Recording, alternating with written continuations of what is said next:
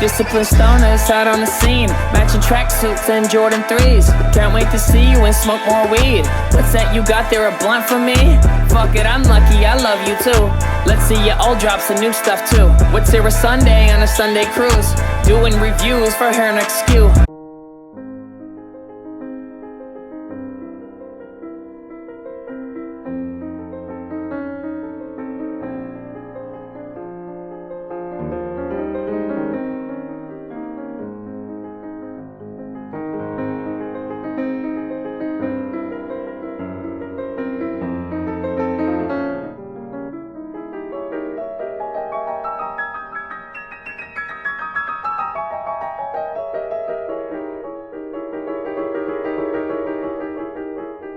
You ever see something so true that you couldn't unsee it? Something that you just knew would serve you. Whether it be self-awareness, plant medicine, a lover, a career. That's what we get down to here. Welcome to Disciplined Stoners, the gateway drug to mindfulness. Spark up or don't, and enjoy the show. Glad you're here. And welcome back to another episode of Disciplined Stoners. I'm your host, Ellevan. My name is Winnie, and we are the gateway drug to mindfulness. And today, sometimes you just see someone do their thing and you want to yoink them right out. You want to be like, why are you so funny? So we got the opportunity to do that today. This guy has performed at Just for Laughs. He's been crushing sets all around town. And he loves weed. That's really important. That's a big time. They've both been on Puff Mamas. Yes. Anything to add, Win? Well, you took my only thing, which was Just for Laughs, and we said we were going to improv this intro. I've seen Peter multiple times, and every time he blows my mind with hilarity. So please welcome our next guest, Peter Saran! Saran? Like Saran wrap. That's what I thought. Saran. Yeah. Okay. How you doing, man? I'm good. Thank you for having me on the podcast. Pleasure, man. Yeah, Glad thanks you're for here. being here. I'll spark up to that. I'll spark something up for that. This, just so you both know, I don't know what your deal is, but he gets a little squirrely on sativas. This is a super lemon haze. Okay? I got some Irie. Oh, it's all good. I grew up poor, so whatever you give me. Yeah. Do you have any favorite strains, or it's really just like anything? I remember growing up before they legalized it, like me and my cousins used to sell weed. Yeah. And we'd always get pissed at dudes that would come and be like, hey, do you have this strain of weed? I'm like, no, we have weed. That's all we have, man. I remember those days of Legacy. Yeah, I'm like, you're in my basement, bro. I don't... What was your, when did you first try weed? I'm 14. 14, yeah. That's the average of the people that have been on this show. Yeah. It's usually about that. Was it love at first sight? I guess. I don't know. It was just a bunch of my cousins smoking weed, and they're like, yo, you want to do this? I was like, yeah. And so I smoked the first, like, it messed me up pretty bad. Was it a joint? Was it a blunt? Was it a bong? I'm pretty sure it was like a joint. They were doing like spliffs at the time. So a spliff is they put some tobacco in it. Yeah. It's very like I guess 'cause I think we picked it up from the British. They really like mixing their weed with tobacco. Yeah. Do you want this? I think British people. Thank you. They're like 50-50, bro. The UK spliffs, they're like, y'all are smoking cigarettes, homie. Like, it's not fully weed. Like, it goes right to the head, man. Oh, it did mess me up for a while. So that's what you thought weed was at first, was weed with tobacco. Yeah, I just thought it was weed. I thought they were just giving me weed. And then I was like, did you spike this? And yes, they did, bro. And they're like, it's just tobacco, kid. That's just normal weed. I was like, okay. Oh, my God. So they thought you were talking about angel dust in the cannabis, but no. Yeah, it was like that scene from Friday. You Yeah. know, the one where Chris Tucker accidentally smokes Angel dust? Yeah, angel PCP. dust, and it's just in a chicken coop. Yeah. What is PCP again? Angel dust. Gets you all fucked up. It's like speed. Yeah, it's like speed on speed. Okay. On speed. Do you stick to plants? Do you like other drugs? Yeah, I'll do. Honestly, since I started doing comedy, people just give you drugs.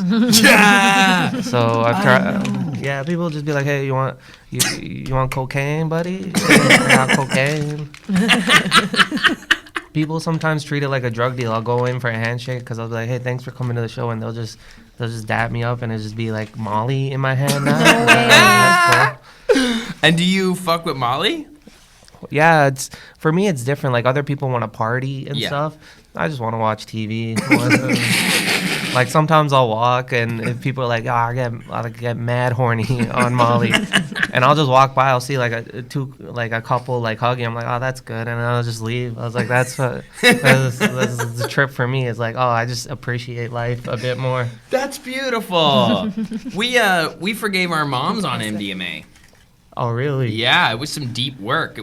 I was pacing around the room like they did the best they could. They did the best they could. Like it was this beautiful moment.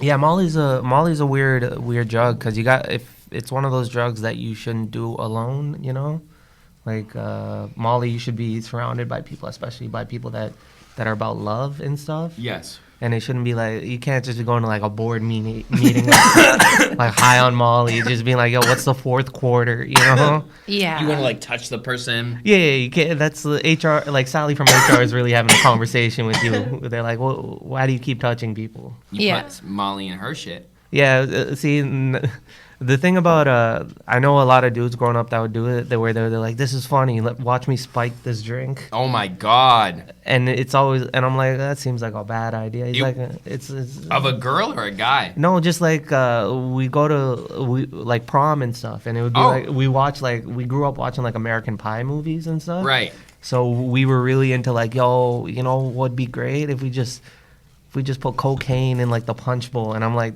I don't think that's how cocaine works. So yeah, that's a little frat boy date rapey, but that's okay. That's fun. It's not. If you learn anything from no, that's not a fun thing to do. That's not cool. Okay. Never do that. Well, I don't want to say it. I'm glad you did. No. Yeah, putting Molly in the punch bowl would be fucking hilarious. It would be for like 5 minutes. Yeah, 5 minutes, and then everybody's losing their fucking minds. And virginity. Yeah, you're like, why are the teachers horny? It's like you can't. I love a good horny teacher. If you were a teenage boy and a teacher hit on you and she was banging, would you?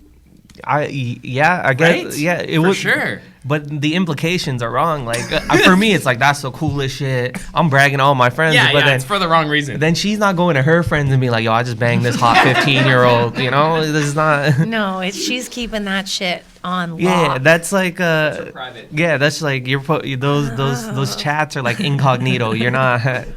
Fuck. So good. So, it seems like you use drugs therapeutically.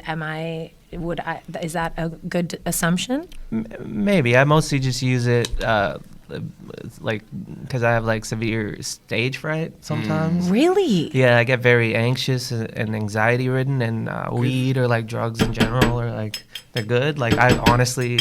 Most of the time, I have to tell the audience I'm high as fuck. Yeah. They generally understand. They can see my eyes. Yeah. Very much easy to tell how high I am. Yeah. But it feels appropriate to be like, hey, guys, I'm super high right now. It made me like you Yeah. immediately when I saw you at Bar Cathedral the first time. Because you were the stoner guy. Yeah, And I was yeah. like, that's me. Like on the music set, I'm usually the one that comes out and says that. Yeah, it's like I'm high. We're going to Connected. figure this out together. We're going to do this, guys. It's very much like we're going to have a therapy moment. And that's what it is. So in the podcast, we take a similar approach to weed. We're like, we like it. We don't know about it. Let's learn together. Yes. And let's just unfold. And I'm going to be funny or entertaining, hopefully, along the way. Yeah, that's beautiful. always the hope. Or doesn't go well.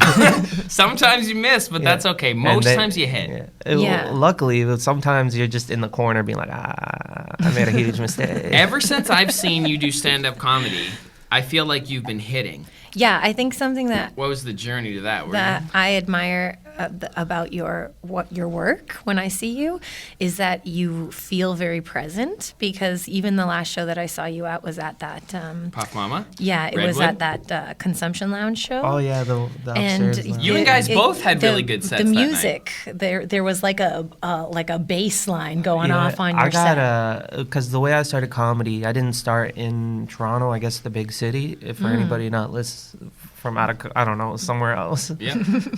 But I started in very small towns. Like I'd go from town to town, or I wouldn't go town to town. They would invite me. Obviously, it would be weird to just show up. I'd roll in like a country. Yeah, just just a cowboy, just in the corner, just being like, "Hey, you guys like comedy? You wanna come into this weird alley you guys got in this small town?"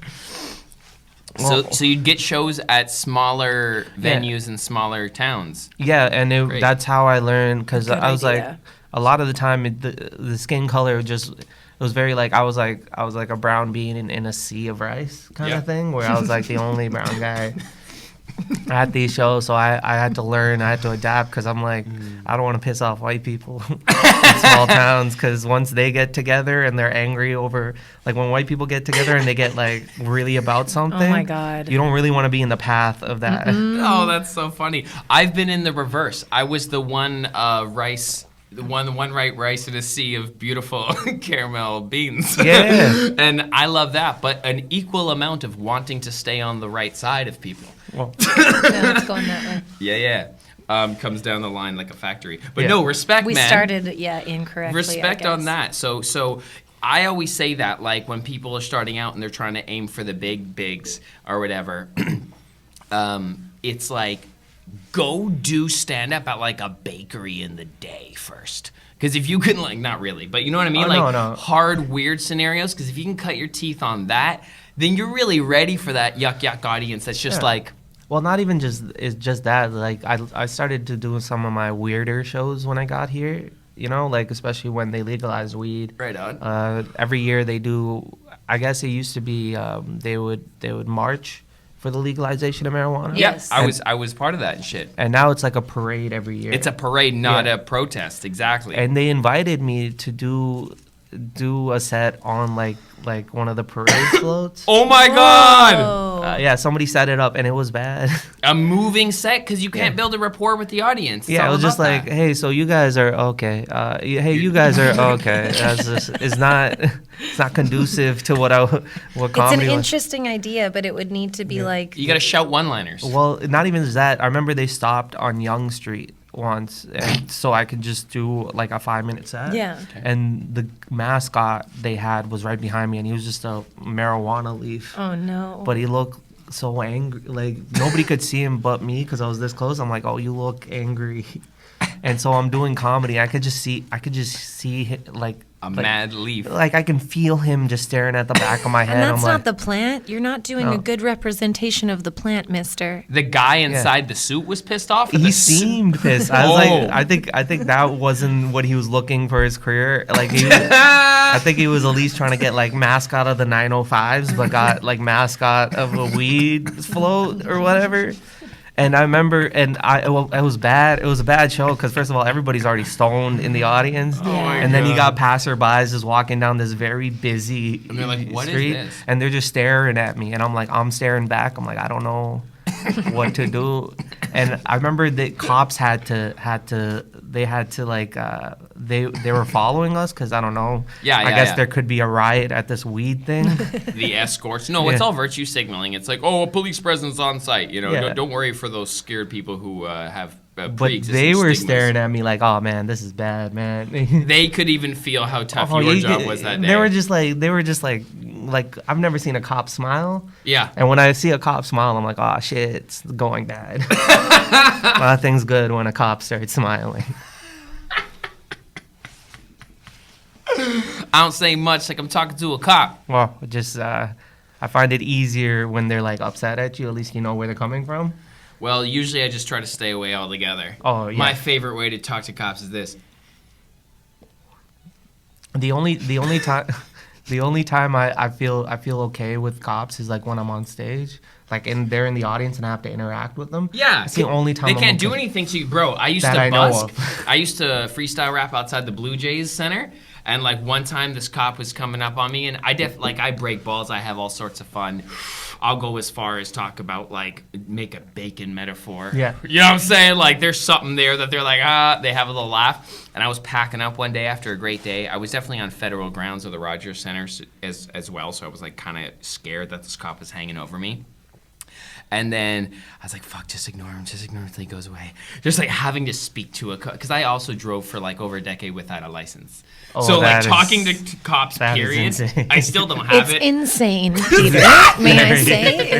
It's the worst part of our relationship, probably. But I got so good at driving the back streets, bro. Anyway, moving on. I just admitted a major whatever. Oh, it's okay. I've gotten tickets on them. I just whatever. It doesn't matter. So this guy talks to me. He goes, yo. And I was like, okay, that's cool. He's using casual language with me.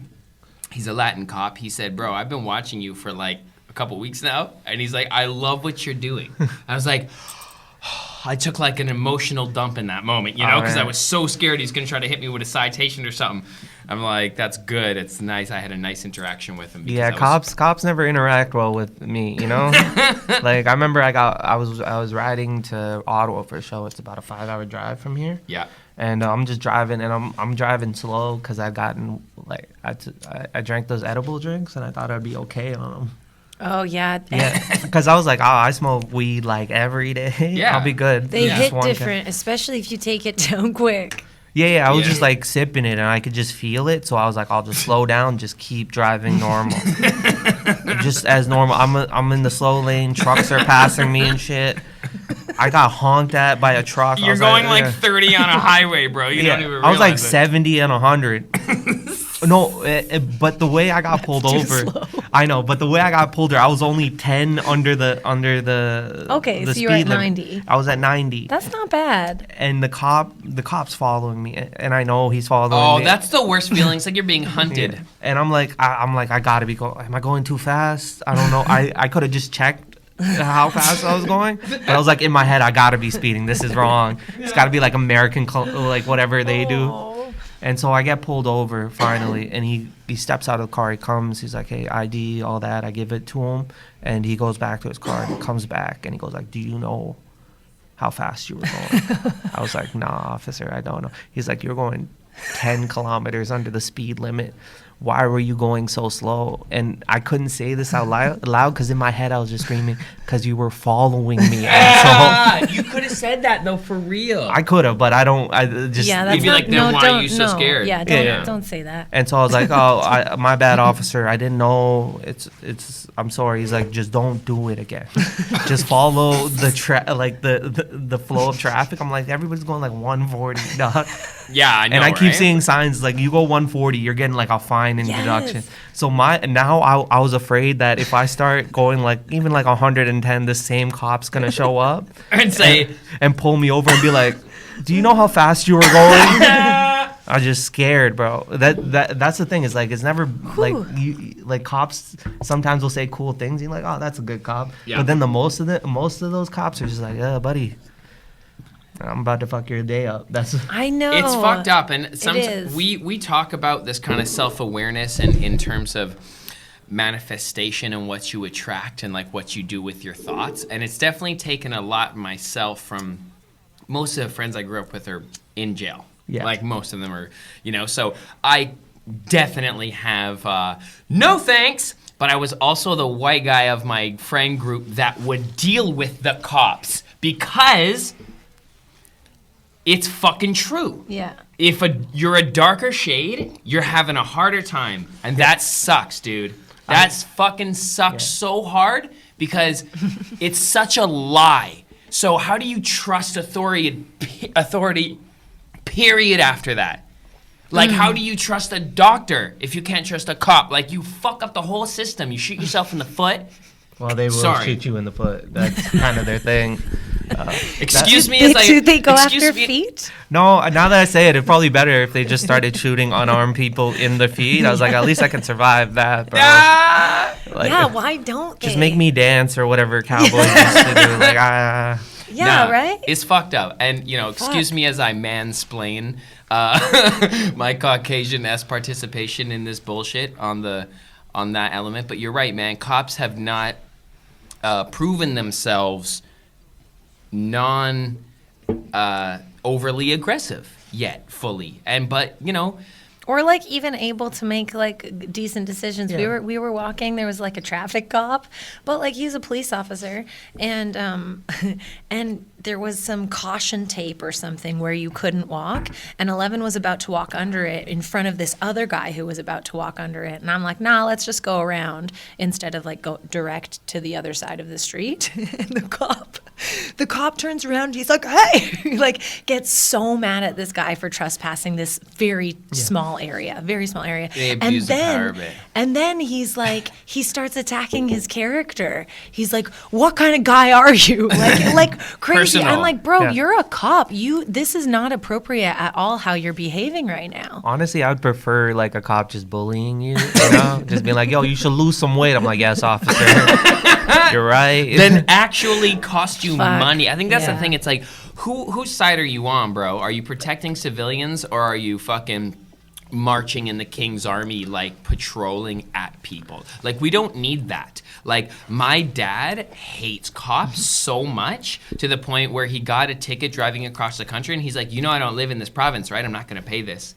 And he's like, fuck this ticket. She's like, that's a bad attitude. And he's like, you have a bad attitude. Like, he can't keep his fucking mouth shut. My dad hates cops. I think it's the power we give police officers. Yeah. It's obviously the power we give them because it's like you hand them a gun, and then you tell them it's like yeah. You feel pretty fucking mighty with the gun. Yeah. First off, add a badge with your name to that and a bulletproof Yeah. vest when no one else has one. You basically feel like Yeah. you're in the military, and these are just subordinates. Yeah, you give them a badge. You tell them they can tell us what to do. They can arrest us when they want to. When they want to. Yeah. You don't even have to do anything wrong. They constantly can do it. say by suspicion. Yes. So human flaw. So that's like when we get into the idea of 10-minute cities and like things being more technically like not human, just like how AI has taken over most customer service, like Uber. You're not getting a person right away. You're getting, so cities will eventually be that. You know how people work at toll booths?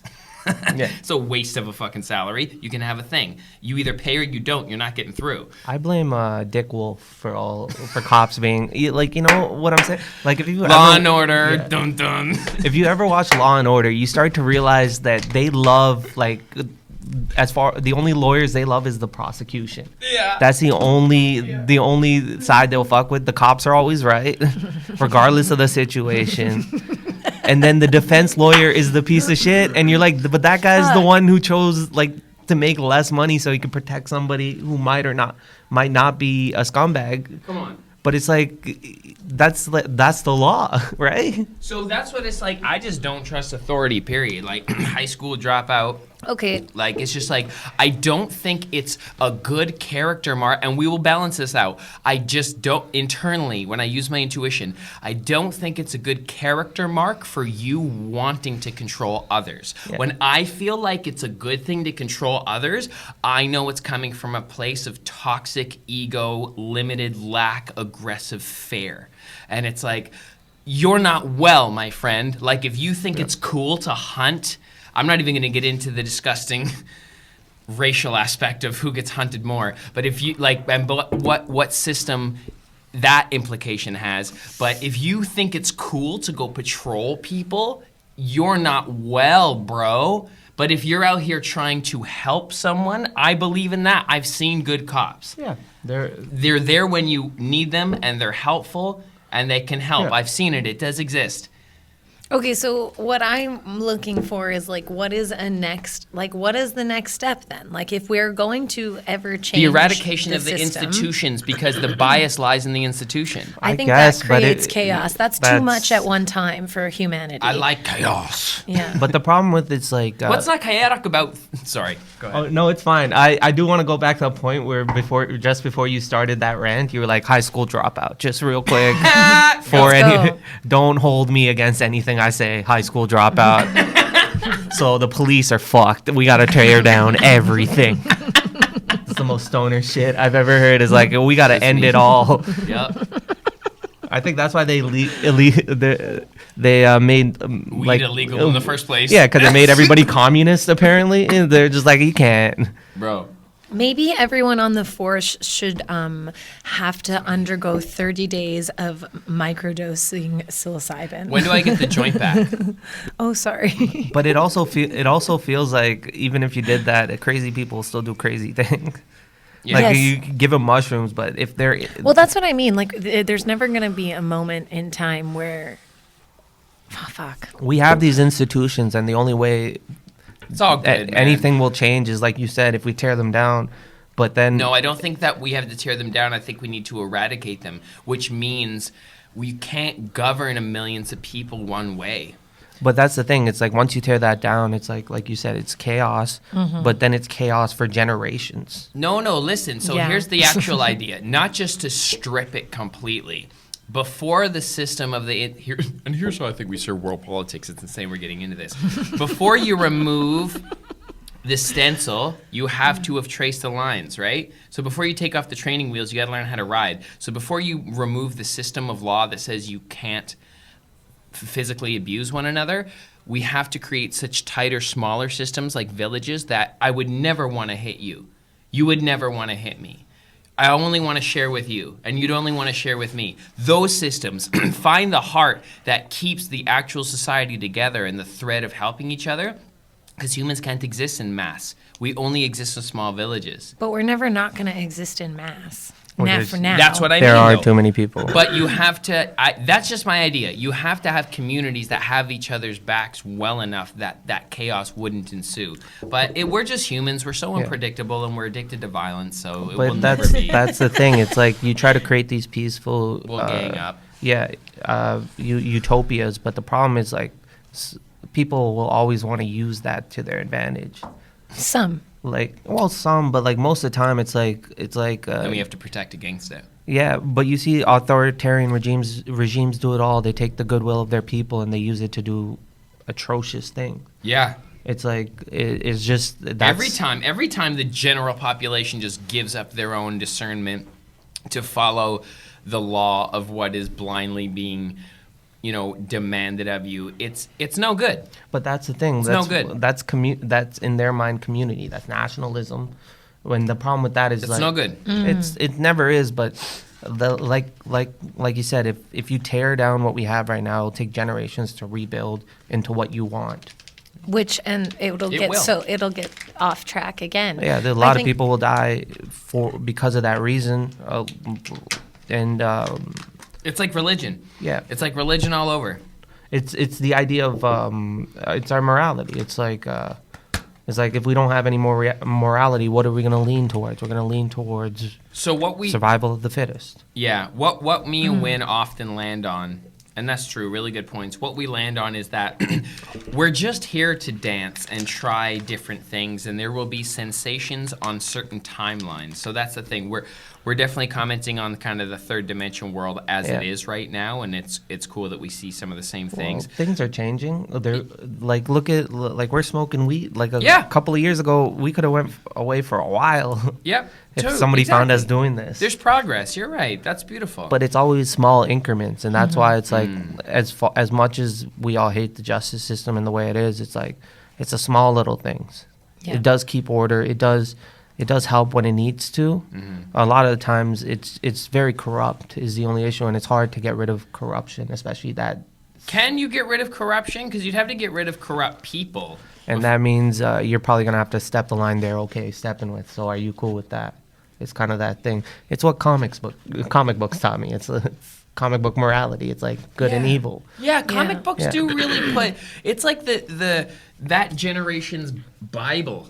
It's like, oh, Stan Lee's a good dude in his heart, man. He was Yeah. writing some nice things in there. I love Spider-Man because the whole idea of him just being a kid, but he has all this power. Yeah. he could do whatever he wants. And he never kills the villain when he can. No, if you ever read a Spider-Man comic or just watch anything about Spider-Man, it's just everybody does that dude dirty. His girlfriends die, his family dies. The first person in his life, like his parents died, his uncle died. They all die in violent ways. But it's that extreme form of like, oh, but he's still a good dude. He still has that great power, great responsibility. If you have this power, you shouldn't use it to kill other people. But a lot of people don't read comics, is what I'm saying. No! Read comics. Learn morality. You don't have to read the Bible to learn this stuff. Bro, that's going to be a clip on Instagram for sure. That was bars, homie. I can already see the Spider-Man swinging across the screen. Do you have your own, like, general morals, rules lined out for yourself? Yeah, I guess I learned some of it, but then I also learned shit's not always black and white, as cops have proven over and over again. If we're going back to that, it's just try to be the best person you as stereotypical as it sounds. It's just you got to let yourself govern yourself. Let's be like, how far are you willing to take a situation just to be right, or just to feel like, oh, I want this fame?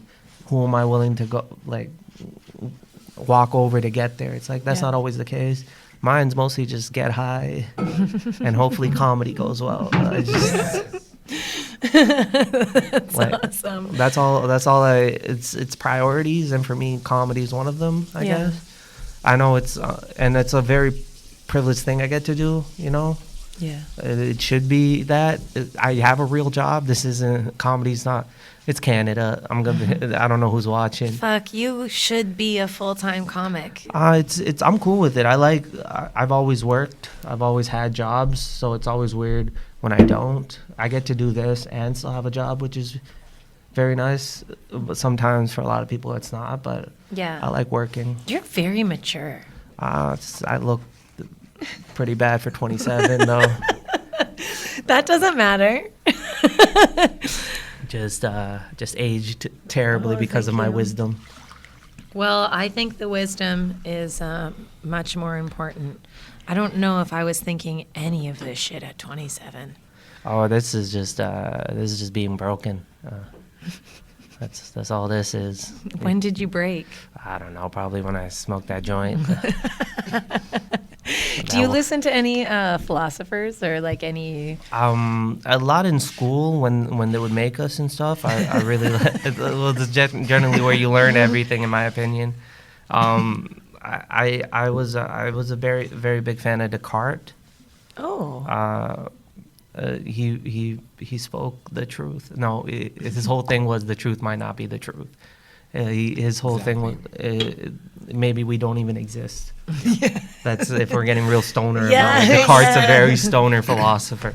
No, it's great. Wayne Dyer has quoted him before in some lectures I've listened to of his, and I love the elements that he brings, because we're this constant evolving perspective. Something can happen tomorrow, and it will completely change your opinion of it. Like a white cop could save your life tomorrow. Yeah. You'd be like, oh, they're the best. Like you are full of shit to yourself in 10 years. You know what I mean? And you 10 years ago was a perfectly whole, beautiful version of yourself, but less developed to the experiences and knowledge that you hold now. Yeah, I can't imagine what I'm gonna be like at 37. Yeah. Like, so enjoy. It's almost like the levity that you get from those inspirations of those philosophies is you're like, okay, I feel like this right now, that's cool. But you don't, it's not the full reality. There's other sides to the truth. It's like this concept of you're seeing this side and you can see Irie and I just see the grown indoors. And now it's like, you're like, no, that's what you're seeing. And I'm like, yeah, no, but that's what I'm seeing. And we're looking at the same thing, but it's completely different. So yeah, that's cool. It brings levity to life to not take yourself so seriously. Oh yeah, but there's times when you kind of have to do that. You can't really be bringing levity to Can't Why? be going to a funeral and be like, hey, fucking. No, I'm that guy, bro.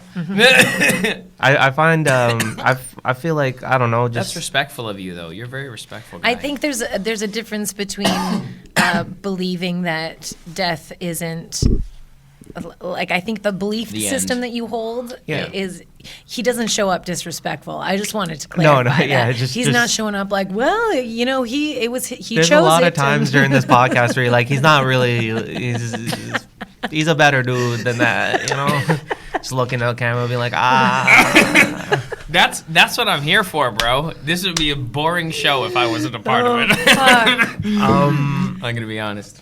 Excuse me. You're very polite, Everyone's so politically correct. I'm here to just shake shit up. That's true. As far as death, I know it's a concept, and I myself don't really, I find everybody dies. It's just a natural cause, but so why take it so seriously is what I'm saying.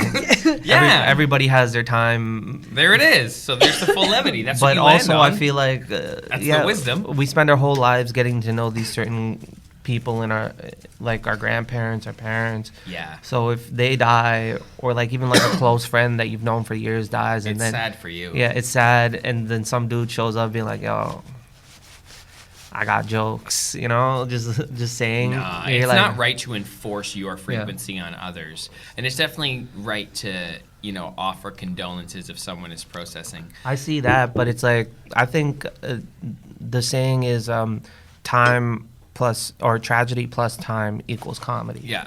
So I think there's a time and a place for certain things. Exactly. I can understand doing it even to a public figure, I guess. It's but going to somebody's funeral or wake. Well, too soon. Yeah, you're too soon. The body's not even cold yet, man. You need to calm down. Yeah. Yeah, processing Yeah. and mourning is a thing, that's for sure. It's funny though. Yeah, I think especially the last couple of years have taught us that we give death sometimes like words too much power. Yeah. By just living in fear of it. Yeah. And it's well, you're putting all this weird onus on something may or may not happening. You could just get smoked tomorrow, son. Don't worry about it. If you make it to the point where you can see your way out, congratulations, really. Yeah, but we definitely have been marketed that death bad, life good, and that's Yeah. true. There is to a certain. We all want to kind of live life. We all want to make friends. We all want Day to make future. warm. Yeah, I wouldn't be doing comedy if I didn't care about life, Yeah. Or I wouldn't be trying to work as hard as I am, or you guys work as hard as you are if we didn't care for life. But I also understand that I'm just gonna die one day. Yeah. My family is probably the only one that are gonna remember me, and then they're gonna pass on, and then. But then also, if you think about this episode being watched in 10 years, you can still live on. Yeah, hopefully. This is actually a trip. If you're watching this 10 Meta. years from now, you are in the manifestation of the moment that we considered it may happening, and congratulations, Peter Saran. Yeah, if you're watching this in 10 years, I'm dead. Just remember that. Just never forget. I did not imply that. I'm dead. Butterfly effect. It's happening now. I'm not making it to 37. You can't stop me. Okay, well, this is the very sad celebration and mourning of Peter Saran, and I got jokes. Let's go. It's an open mic. Everybody gets one. Dude, is that what you want for your demise? Oh, not even close. I don't want any asshole that I know that does comedy to come to my wake and start making jokes. Fuck you. I don't want any asshole I know. I'm gonna do it. No, you're not. I'm just kidding. No, respectful. Okay, I have a back to weed question. So when you said that you have anxiety or a stage fright or whatever, and then you get high, and then my question is, do you still feel that anxiety, but it helps you to do it anyways, or does it actually make the anxiety dissipate? I don't think the anxiety ever kind of leaves. I Yeah. think it's more I'm more comfortable Yeah. with the anxiety. Yeah. It's still there. It's obviously still there. Yeah. I think a lot of people, even day-to-day shit, it's everybody gets anxiety at some point. Totally. It's hard to run away from. I think it's just being comfortable that sometimes it'll just happen. Yeah. You won't be able to control it. For me, I'm hoping it's just funny. If I'm having a full breakdown or mental breakdown, I hope I hope it's like the best, like the funniest 10 minutes of my life, you know. But I just got to be comfortable with the stage fright that nothing's gonna go the way I want it to. So I'll just go flow with the punches. Hopefully, none of them hit. That's about it. Well, then going back to like That is just so beautiful. That philosophy. Sorry, Wayne. No, I know, and you're so young. I look terrible. No, you don't. I look terrible. No, you don't. Remember, not making it a 30 seconds. Be kind to yourself, bro.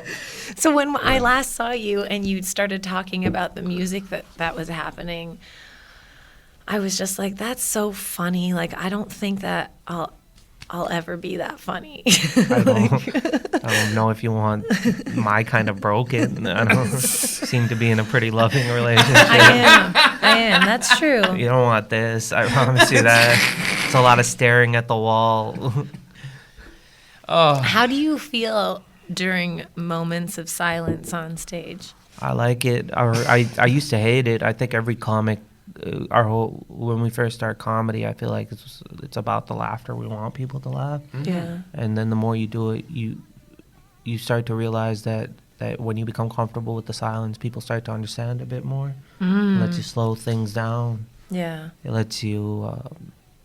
It lets the crowd understand what you said without you quickly moving on. Now, sometimes Giving them space almost. Yeah, and sometimes silence isn't great. Like the thing is, you got to learn which silence is good and which silence is bad. Because one silence is like, oh, they're trying to understand what you say and they're liking it. You can see the smiles on their faces. The other ones, they're completely upset by what you just said, and they're staring at you like, oh, buddy, your next thing better be hella funny, or we're just turning around on you. Have you had that? Oh, constantly. No That's way. the one thing I've had the most in comedy. No way. It's just people just stop. There's points where I'm like, I have the crowd, and then I'll say something off kilter, and the crowd will just turn on me. I don't even know if I should even say this part. Do it. I was doing a set, and it was a late night, and I found out this lady was German. And I started talking to her, and I'm like, oh, I don't know much about Germany, but the things I learned in school, you know, it doesn't paint a pretty picture. And the lady looked at me, I'm like, oh, okay. Shit. But then I started going deeper into it. I'm like, yeah, so when you're a kid, like, I know what I learned about what happened. Like, how did you guys have to learn about what happened? Like, did they make you sign, like, a note? Like, your parents had to sign, like, oh, like they're about to watch an R-rated movie? Oh, dude, that's brilliant. But then it was good for that part. The whole crowd was in it. I was like, okay, cool. Then I go like, oh, do you know what? If you think about it, if Germany didn't do what they did, there wouldn't be Israel and Palestine right now, like the problems. Oh my God. And the crowd was just like, what? Oh. And I'll go like, did I go too far? And one lady's like, yeah, you went too far. I was like, all right, this is not gonna end well. And that was at the beginning of my, I'm gonna say 10-minute set. Oh my God. Oh, So I had 7 minutes on stage being like, yo guys, like the Germany part. But the time. Yeah. It's the event plus time. Yeah, no, I Not just enough time Didn't has follow the passed. rules. No, I don't. That's my thing. I say shit. Don't rarely follow what I say. I was like, maybe. But yeah, it happened, and it happens quite often. It's like you're trying something, and sometimes you'll say something off kilter, and then you just have to learn to sit with it. It's like people like, there are consequences for your words. It's mostly people just being like, well, what did you just say? Yeah. And then you being hella embarrassed about what you just said. Like, there's never like I've seen some comics say some horrendous stuff and them still be okay the next day. I think it's like how far up the ladder you get as far as like comedy. Where's that line? I don't. That's the thing. Is like I don't think there's a line, but people draw their own lines every time. Right. And you can't always have the audience won't always follow you. I'm not saying it's good or bad. I'm just saying everybody has their lines. Right. And sometimes I came up. you just got to learn to live with that. Yeah. Exactly. Yeah. No, exactly. And that's ultimately what it is, being able to stand beside what you say. So hopefully everything you said isn't just for the fuck of saying something edgy and wild. It actually has a backbone to it. Like, I came up, like, basically just loving Richard Pryor. Yeah. Like, that's who I consider. I have, like, three creative gods that I kind of follow that I feel like reach demigod status on Earth as humans. It's Richard Pryor, Eminem, and Jim Carrey. And I'm just like, you're such all a master at what you did so well that if I just watch you do your thing, I'll be able to emulate well enough to be a blend of inspiration that's good. And Richard Pryor's thing was like, he, I guess, grew up in such extreme circumstances that what was really edgy to you was obvious to him. So he lived in that pain. So when he served it, it came from a place of having a reality backbone, but like it was often too edgy or real for people to accept at that time. Yeah. So I'm like, you're not doing your job right as a comedian if you're not saying something that's like pushing people's ready to hear. Yeah. So even Winnie being like a female stand-up comedian and like owning her sex stories, and like you just don't see that. It's just newer. It's newer. So you should just be pushing it. So I'm always proud of comedians like yourself who will fucking say the shit, stick to it. Oh no, I want you guys to know, once I said the Israel-Palestine thing, I really took it back. I was like, please love me again. Oh, no. You guys love me for the first 3 minutes. Please don't leave me. Oh, okay. Yeah, I'm immediately like, my bad. Yeah, that's fair. I don't mind. I stand by like trying new stuff out. There's nothing wrong with that. Mm-hmm. It's adjusting. It's evolving. It's writing it so it just keeps hitting the way you want it to. You know. Yeah. Mm-hmm. There's nothing wrong with wanting to say edgy stuff, but everybody says edgy stuff all the time. Like not just for the sake of it. Don't just say edgy shit. It needs to have something. Say the real thing. Yeah, it should mean something to you when you say it. You know. And if it fucking gets people, then it gets people. Okay, so if you had a magic genie and this genie, as we all do sometimes, you say to the brown man, "Would I like a magic genie?" All right. Is a genie a brown man? And no, the guy who usually uses the genie is a brown man. Oh, word. Yeah, they call him Aladdin, I think. Oh, word. We can make Aladdin. This genie look how like Mr. Clean or something if you want. No, he's gonna look blue. I want you to know that, but I want the audience and you to live with that. That's good. Thank you. I take that. Accepted. And then he was like, "Hey, I'm gonna give you." For 1 year, like whatever you want to happen in your career, in your personal life, in your relationships, in your networking, who you're going to meet, I'm going to make it happen. You have 1 year. What does your year look like? My year look like? Yeah. I don't know. Probably, as weird as this sounds, it's like, I don't know. Mostly just me doing stand-up. Just doing it every day, every weekend. Okay, so that's I have no ambitions outside of just doing... Stand-up is a huge ambition. That's dope, though. But it's like a lot of people, because Canadian comics a lot of times have to do other things just to be able to do the thing they love. And so a lot of us become very good at other things, and a lot of us become happy in certain... My fear is... like the whole thing with the genie and stuff, it's like the way I grew up, the genie was never like a good guy. He was always like, you ask for a wish, he gives you what you want, but not exactly how you want it. Right. It's always a trap. Suspicious. So my fear is like I get what I want and I've truly become happy, but that's when that's when shit hits me. It's like, that's when I get everything taken away from me. It's like I felt that for a bit and then it's ripped out of my hands. For me, it's like everything takes time and it takes progress. And I wish there was a genie that could just be like, hey, buddy, I'll give you everything you want, no strings attached. But it's like a lot of the time life is just like the way you plan it. Yeah. It's like, Mike Tyson definitely didn't say this, but that's a lot of people say it was him. It was, everybody has a game plan until they get punched in the face. Yeah. And I've been punched in the face a lot. And that's fair that you have like a more like, you're coming from a more brutalized place, and that's cool. And a lot of people need that perception of strength, and from a higher frequency perception of that wisdom that you just shared, just to stay steady, is don't get too attached to your circumstances. No. If you work out at 5 a.m. when it's winter, you work out at 5, or when it's summer, you work out at 5 a.m. when it's winter. Yeah. Like, you define your path, and you can make those choices. Exactly. But yeah, when you put it, your circumstance gets stripped away from you. Well, it will naturally, just by the progression of linear time. Yeah. You'll win the Oscar, and then it won't be that day where you won the Oscar anymore. It will be tomorrow.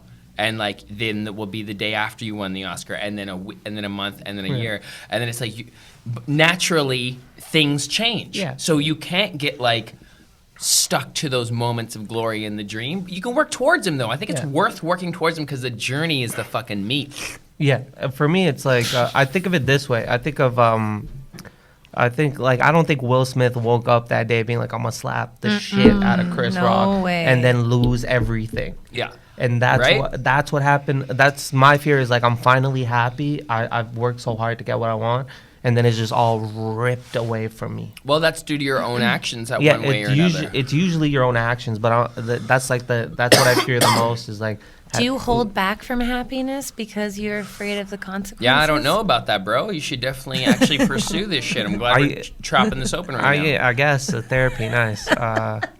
We did start like a therapy session, Yeah. You did a little blessing of the bell. Yeah, you gotta bless it again. All right. I don't know. I've been happy. I think everybody's been happy. It's hard to justify or quantify what that is to a lot of people. Yeah. For me, it's just right now being happy is just doing comedy and getting high and playing video games. This is probably one of the best And then- joints I've ever rolled. Oh. It has some rosin in it. You know that expensive stuff? Yeah. The no processing, just pressed? Yeah. Holy Man, weed's so weird now. great. So when you're not doing those things that you just mentioned that make you happy, are you looking at life like, this is good, this is how, are you having some fluctuating feelings? I think everybody has fluctuating feelings, regardless of. For me, it's more like I like playing video games and I like doing comedy, so that in my mind is happiness. But then it's there's new experiences. Maybe I find something, I'm happy about that the next year. You never know. But for now, it's what I have and what I'm doing, I have no issue with it, but that will change in the future. Comedy, what I learned about comedy is just you have to be able to adapt. The longer you do this, the more you have to learn how to adapt, whether it's your comedy or even who you are, just to understand yourself, because you're never, as a comedian, you're never complete. You'll never truly be who you want to be. Fuck. But a lot of comedians have learned to just, they're happy with what they have, and they're hoping to grow. That's Yeah. all I'm hoping to do, is grow. You always gotta want to. Yeah, that's. But some people you see, you're like, oh, you've been stuck on this thing for the last 20 years. Oh, like their act. Yeah, their act Yeah. or the kind of person they are, and it's just it's not working for you. Yeah, Chris D'Elia did really well. He moved in. I did stand up with him in 2010 at the Comedy Store, and he was crushing the local rooms. He had that buzz, but then he fucking got on, what was it called back in the day? Vine. Remember Vine? Yeah, it was I remember 15-second Vine. video. And then the quick hits, and then he just also blew up on social media. So that's it, right? The pathways that you start to refine for yourselves, where you're trying different things, and you just got to stay hungry. That's really good to see where people evolve into and what their craft becomes if they continue to feed it. Because you're right, they can just get caught in a loop, some people, and it's sad to see. I know some really good musicians in this city, man. Toronto's heavy, bro. Yeah. And I've been around to see the American cities, they're great too, but Toronto can definitely play. But it's a mentality. It's there's a plateau, there's a ceiling, and I'm like, why? How could you not want to take on the burden of marketing per se? Yeah. Right? That's the question. Yeah. That's the ask. Yeah. How do you feel about all that shit as an artist? Because you get booked pretty well, right? Like you're doing Puff Mama show tonight. Well, yeah, I do. Shout out. I do well. There's a lot of dudes in the scene that do really well and deserve what they have. For me, it's just like, one of you guys might have met him. His name is Jesse Singh. Very funny dude. He has an album coming out. You guys should check that out. It's called The Goat. Right on. The Baby Goat. You should check it out. It's a good album, good comedy album. He once told me his only thing in comedy is to become undeniable. There it is. That was the aim for me as Yeah. well. Aim, a fucking undeniable. And that's what I adopted from him. Gangster. Where it's like, you're right. That's what I want as a comedian. Yeah. Doesn't matter how I get booked or what I get booked on. As long as my comedy You can is where I deliver. want it to be, where I find it undeniable. And a lot of dudes in this scene are very undeniable comics. Yeah. Yep. And so we all work Facts. and we all strive to that. So that's why it's so hard for us. I love that, man. I love that. You guys should. No, you get like Yeah, that's that's true. so something to be celebrated. Like everyone involved with these scenes should feel so dope for just participating. I know it's a tough grind. You're getting out there for not a lot of cash a lot of the times. You're getting out there on cold nights. These are clubs, these are weddings, but the love. Do you want to stay in going on? Toronto? Would you go somewhere else? I think a lot of us have to make that decision to leave. Yeah. And it does suck because I want to stay in Toronto, but I know if I want to stay in Toronto, it won't be through just stand up. It'll be some other part of the industry and yeah. stuff that I would have to do for Canada to be like, yeah, we want you to here. Yeah. Like there's a lot of guys that did it, a lot of funny dudes that still do stand up comedy, but the fact that they have like very good working relationship with the entertainment business here. Yeah. They don't have to leave. Yeah. And I find that to be, I just want to stay, and everybody I know is here. My family's here. Do you My think? friends are All here. right, people. Yeah, there you go. You Book heard him. Peter, man. Don't do that. No, you should get booked, man. You're hilarious. You fuck with corporate gigs and stuff like that? I know a lot of comics that do. I just don't find myself, I don't think I fit into that. And don't get me wrong. If You you, never give me know a where you could serve. If you give me a corporate, I'll probably most likely take it. But there's if it was like, hopefully everybody likes weed. Yeah, there's corporate weed. You can Yeah. get corporate weed gigs. That's what I'm saying. This podcast is one of the Tweed or main, whatever. It any was. of the dope. I mean, yeah. Hershey chocolate, reach out or whatever if you need a weed comic. Maybe Facts. Can Expo. Hey, that'd be fun. Yeah, we're Wait. hosting Can Expo Oh, there's a in March. in March. Enercare Center. Enercare, that's a big center. It's lit. Yeah, man. Yeah, do you get to hotbox the, Putting the weed on. Enercare? There's a consumption lounge. There's a consumption lounge. Yeah, that it's sounds outside like though. I think. oh, It's that's covered. cool. It's a covered heated tent, I think. Yeah, we're not quite sure, but Which I don't is- know. Whenever I hear consumption, I think of Oregon Trail. I don't know if anybody, like every time you die of consumption, you're like, isn't that? Oregon Trail? Yeah, Oregon Trail. You never played it? No. Okay, so I don't know. It was like an educational game, Okay. but it was an American educational game. Oregon Trail? Oregon, like the Like on the computer game, and you Yeah, were yeah, like, yeah, it was yeah. like the Gold Rush or something. yeah, and you're like a Dutch family Yeah, what the or a fuck German is family. this? Why the fuck? I would don't you play remember this? this. You know, it was around the I don't same think time. I don't think a lot of Canadian kids played it. I remember it was on like our local library, like on the computer, and so we'd I feel go like in. I got that shit in primary school. Yeah, How but the fuck do you know about that? I know I was a latchkey kid. I learned a lot. Yeah, it was like one of those things where one of the things you died from was consumption, and for the second, and every time I heard it, I was like, yo, these people were eating a lot. If they were Right. dying of, but then I realized, oh, it's you shit yourself to death. That's what consumption is. Is like, oh, that's terrible. Jesus. Well, this has been lovely. Terrible way to go out is all I'm saying. I'm pretty sure a couple of presidents have gone out from consumption. That's insane. You literally shit yourself to death. Yeah, I mean, people fucked up. Yeah, we died from a lot of things before we figured out how not to die from them. Facts. Wow. Shit, man. Oh yeah, now all you gotta do is drink Gatorade and you're good. Yeah, you know? Gatorade, and you stop pooping. Or eat dates if you want to start pooping. Like Jeffrey Dahmer? Is that what Jeffrey Dahmer did? Eat dates? Oh, I see what gross. you're. Bars, Yeah. son. Puns. They weren't. He went on a date with a human being and then chopped him up and ate them.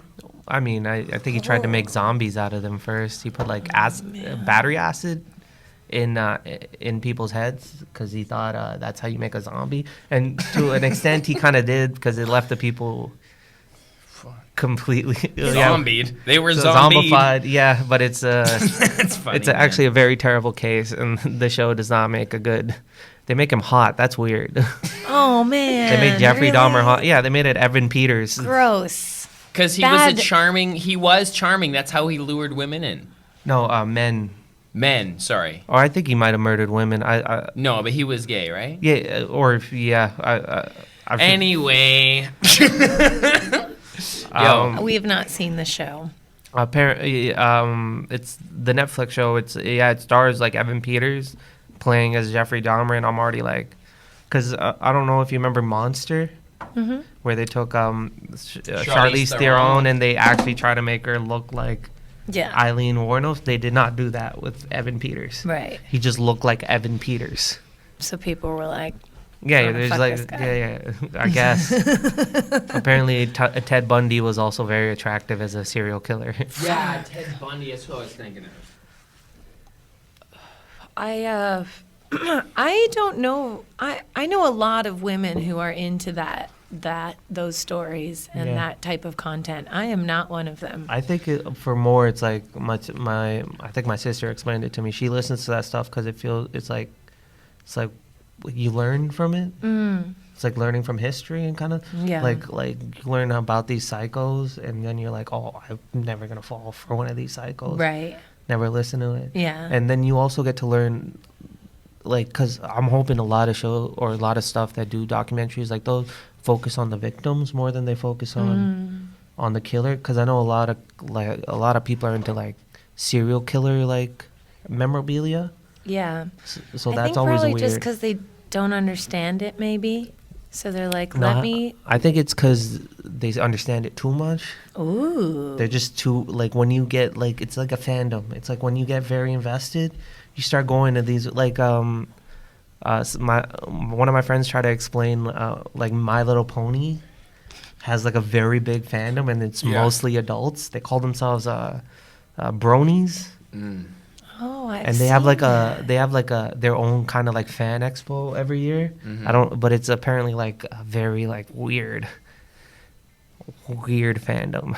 Yeah, do you think these are people who have sex in those outfits? I hope to God not, because I'm assuming a lot of kids are going to these. No, I think it's like a primary older crowd who's these fans. But I think it's because it's directed towards children. It is a children's show. Kids show. And so Is that who's going to these conferences though? They no, should just I have really separate- doubt. I really doubt they're I think throwing it's kids. for They swinger should have parties or separate something. conferences. I think it's just people who are really into a certain fandom, and then a few people that are also into it, but also have like very malicious intent when it comes to that. What do you mean? Like, you know, some people just really like the TV show. Some people like the idea that this show attracts a certain demographic. You know, it's very different. Right. And I don't think you can put everybody in that singular box. Because I grew up on cartoons and stuff. Like, I love Spider-Man and stuff like that. Yeah, me too. But there's probably people out there that are using that to their advantage to do weird stuff. Like There should- lure kids in? Yeah. Oh, yeah. Not trying to say it like that. Right. There should absolutely Well, that's what the fuck but it is. hold Yeah. on though. You should have to go with a child to this event. Like You you can't should. just as an adult go to one of these events. It's totally fine to have an age limit. But I've on also that. I have parents. I know they're not the most attentive humans. They're always busy. They gotta do shit. Sometimes they'll just let you off the leash for 2 seconds, and now you're following a dude into a bathroom. Jeez. You want it dark. I didn't want dark. I just wanted to clarify, homie. You Shit. want it dark. People don't think I can do dark humor, but I can. I try I'm not surprised to. that they don't have an age limit on You're that. hilarious, That's crazy. dude. to me. It's hard to put an age limit on something that's like supposed to be a kid show. Who's paying these tickets? not kids. Yeah, parents, but you have to be. It's like going to a dog park and walking into the dog park without a dog We and used like to do touching But, other people's dogs. I see it this no way. touching. I see it this way. You kind of have to like you don't buy tickets to a dog park. You know, people buy tickets, and the people that are taking these tickets in are like, oh, these must be people who paid for it so their kids could come and they could have a whole. And then they show up and it's just a bunch of 40-year-old dudes. Fuck yeah, I don't know how to fix that. A bunch of adults without children. We don't have an answer for that one. What are they gonna be like? No, we're canceled. Go home. We're refunding you. They're like, no, they came. We might as I well. just think it's okay to not advertise it as a you have to bring a kid. Yeah, I don't. But We're if gonna figure this out before we put Well, this you have to episode bring a out. kid, otherwise you won't be let in. Like, I think the problem Like with- here, can I at hedonism, which is a like swingers resort? You know, you have to be a couple. wait, hold up, go back.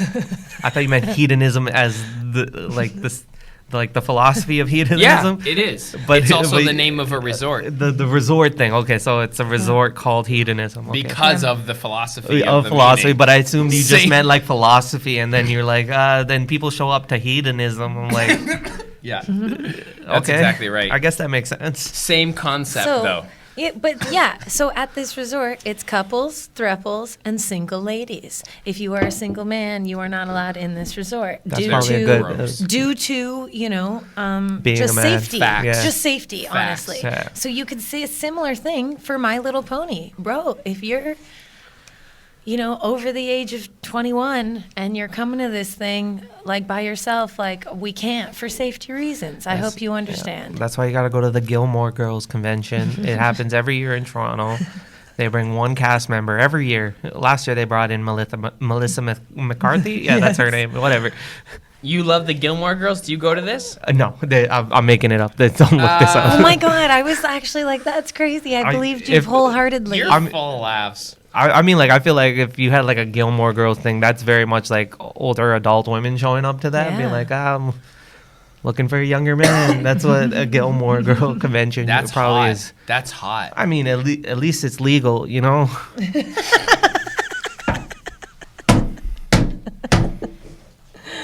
Fuck. This has been good. Dude, you are a very funny guy, man. Oh, thank you. Thank you for joining us.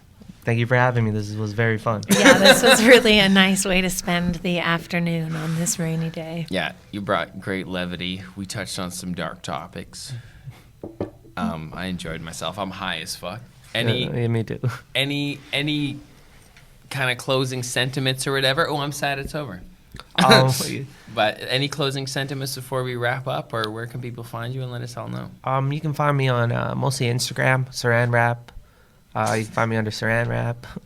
We'll put that in the description below. Yes. Like frozen meat, find me under Saran Wrap. Yeah, I don't get any money from them, which sucks. But You should, though. For no, I real. know it's spelled exactly the same. I'd love that for you. And it's a Dutch company, so I'm starting to think it had something to do with them taking over India. Sorry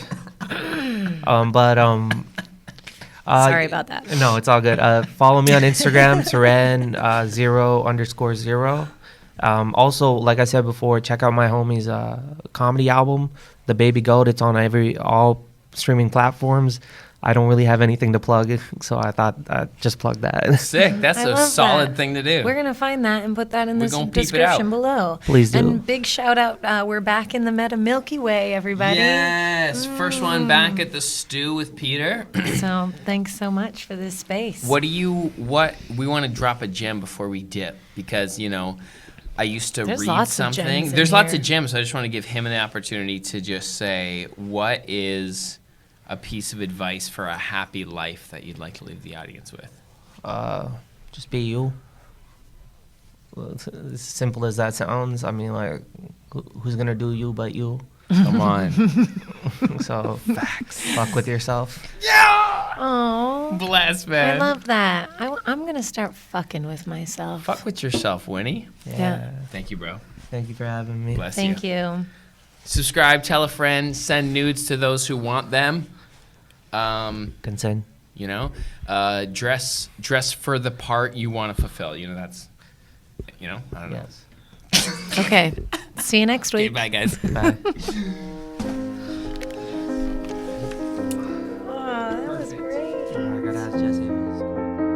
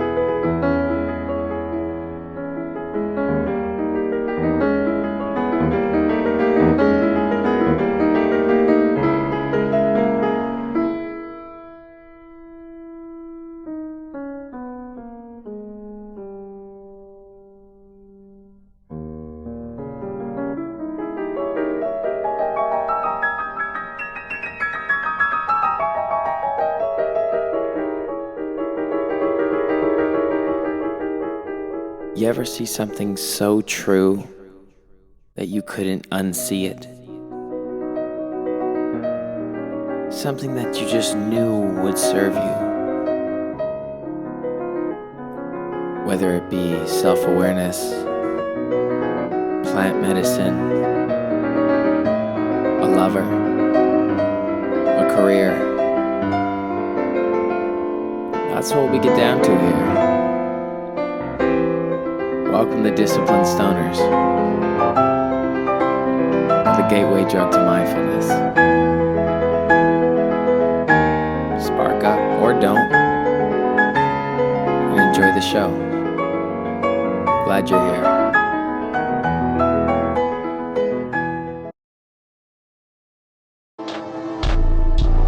Like bad boy, baby. Puff my main thing. Yes, terps in the nose. THC in my veins. CBG for the highs. CBD for the pain. Shout out every other element that we haven't mentioned yet, because education has been the strain. Why? I wonder why. Cannabis, this fucking guy, he goes up in the pharma cabinet and says, I'll replace you. Yeah, it's so smoky. We smoked it out. It won't stop because of all the weed being smoked. Oh.